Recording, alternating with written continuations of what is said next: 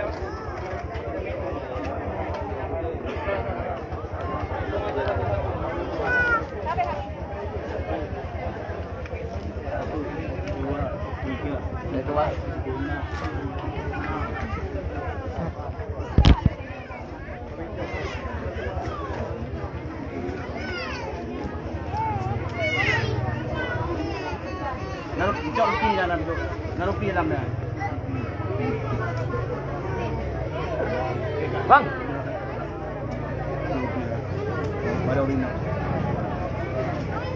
Pakai masker bang. Apa kan?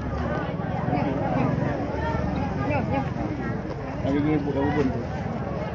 Siapa nama? Roti.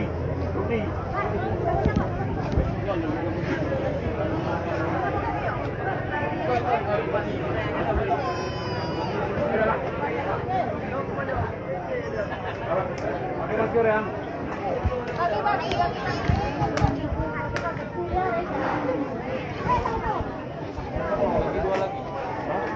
Terbatas. Bagi dua.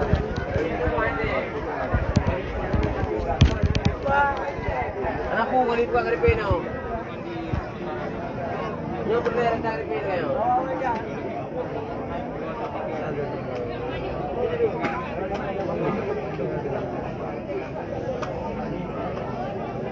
Apa man?